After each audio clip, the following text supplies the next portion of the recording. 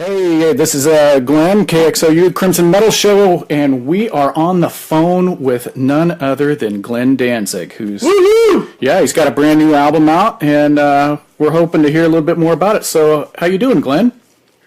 I'm doing good, thanks. All right.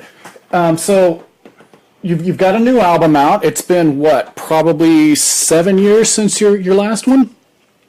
Well, I put out a covers record in 2015, but this is the first album in 7 years of all new Danzig material. Yeah. Right, right.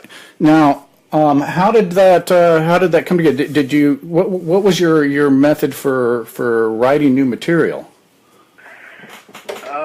It's the same as always. I start getting ideas for songs, go in and record them. All right. Now I've noticed a lot of your stuff is pretty slow and doomy. Is that something that you typically? What does Glenn Danzig listen to normally?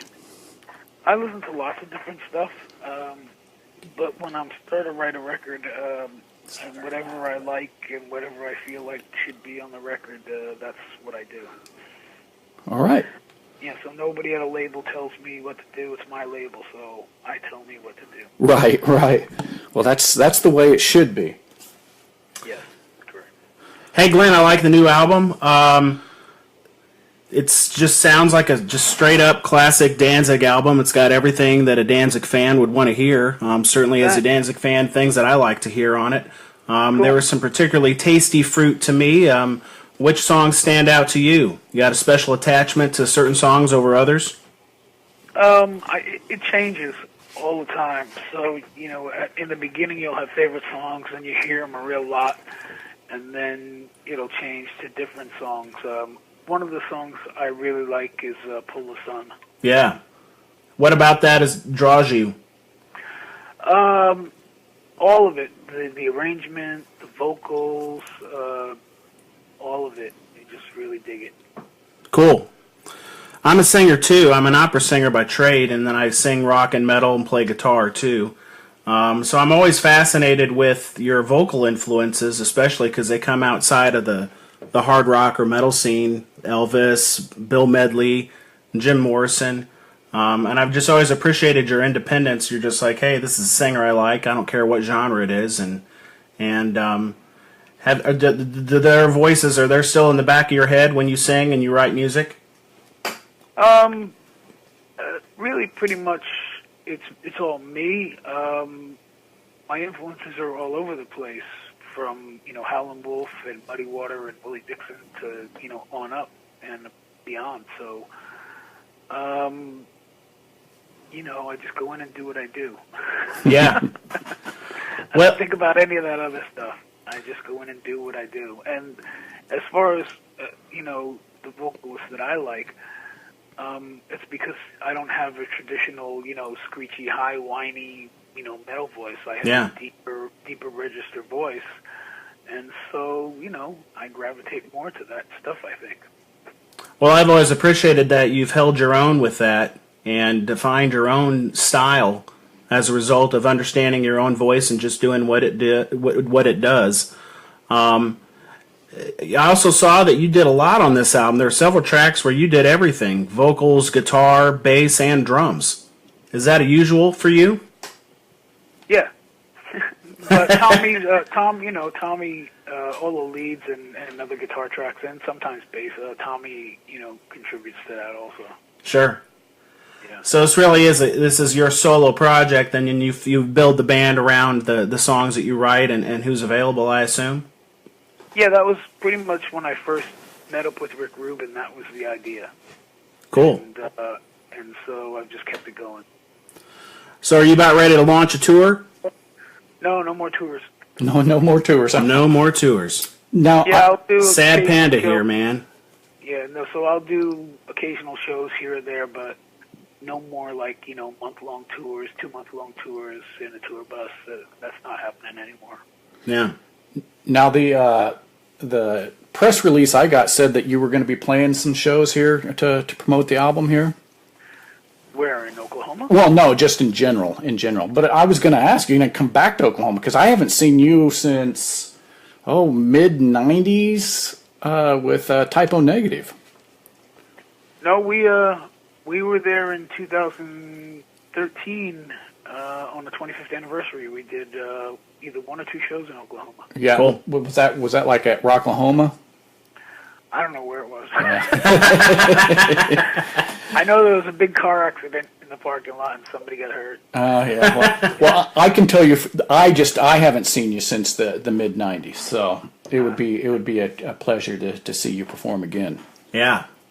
From one Glenn to another. Yeah. Well, you never know. Strange things happen. Yeah. So, Yeah. yeah. So what's inspiring you these days to write music? Anything in particular? Same thing as always. Anger. Never goes out of style, does it? No. There's always people doing stupid stuff. Yeah. Yeah. Making you angry. Yeah. I have to tell you, Glenn, on my Facebook page, I lifted a quote from you from a video from back in the '90s, and it's been on my Facebook page for 10 years since I made the page, and it's, "I'm evil when I have to be, and I don't have a problem with it either." Yeah, that's true. Yeah.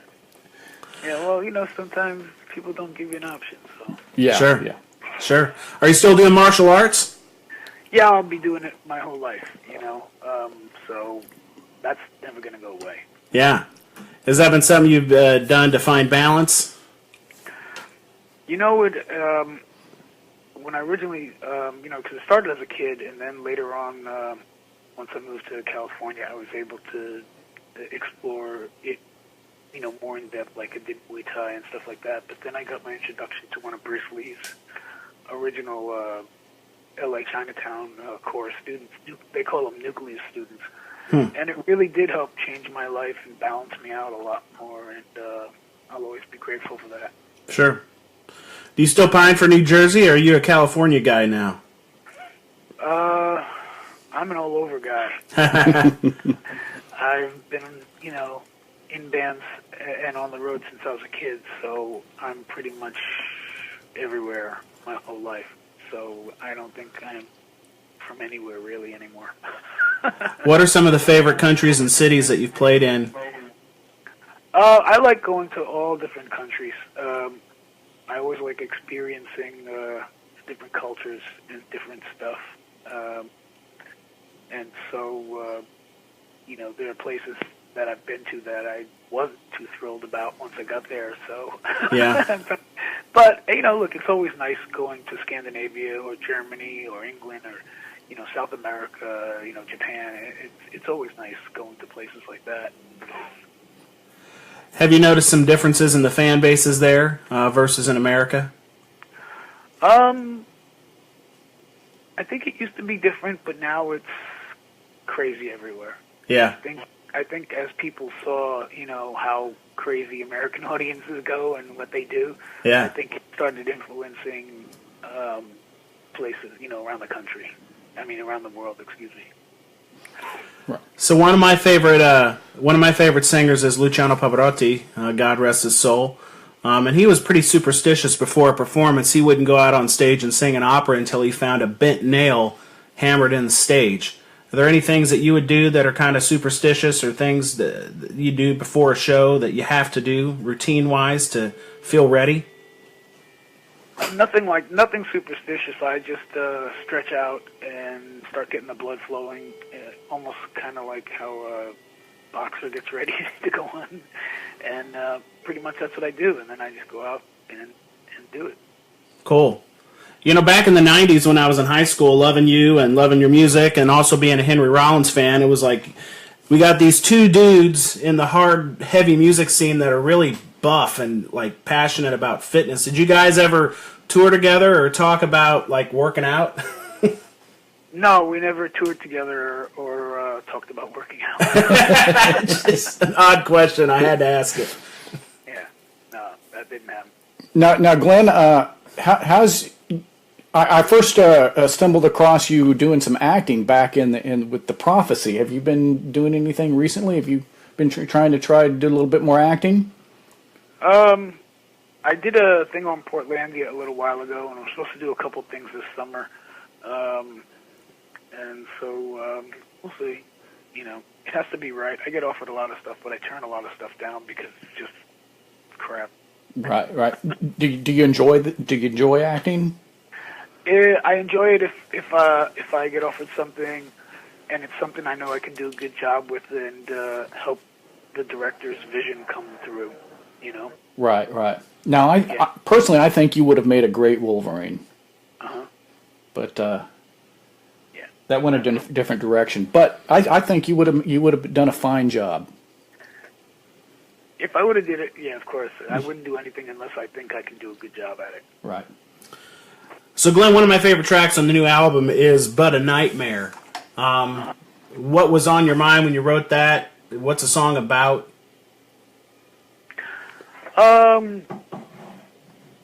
It's basically, I guess you would say it's about tormenting someone and being tormented.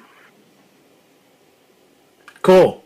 I just got done singing an opera about a vampire, so that was the first thing I thought of when I started listening to the lyrics. Thought it might be about a vampire or Dracula or something. It could be anything that's nightmarish to you. Yeah. You know, so if that's nightmarish to you, although I don't think this day and age that people find vampires nightmarish, I think they're more attractive to people. Yeah, especially if they sparkle. Especially if they're teenagers like in Twilight. Yeah, there's nothing scary about that. But there sure is a lot of things that are annoying about that and would make you pretty pissed off. I don't know, I'd want to write a metal song after watching Twilight. It's not what I'm writing about, so it doesn't even come into my universe. So talk about the Walking Dead. I know that the last ride was supposed to be on a soundtrack to that show, and then that went another direction. Why didn't that make it to the soundtrack? The soundtrack never came out. Any reason why, or were you? No, you'd have to ask the Walking Dead people. Yeah. They had plans for a soundtrack album. There was supposed to be a lot of bands on it, like Soundgarden and everybody, and right. I think it just never came out. Yeah. Well, I hope they rethink that, because that'd be pretty badass to have you on a soundtrack to that show. That'd be freaking awesome. Yeah, that would be cool. All right. Well, Glenn, how about we take a listen to one of your songs here?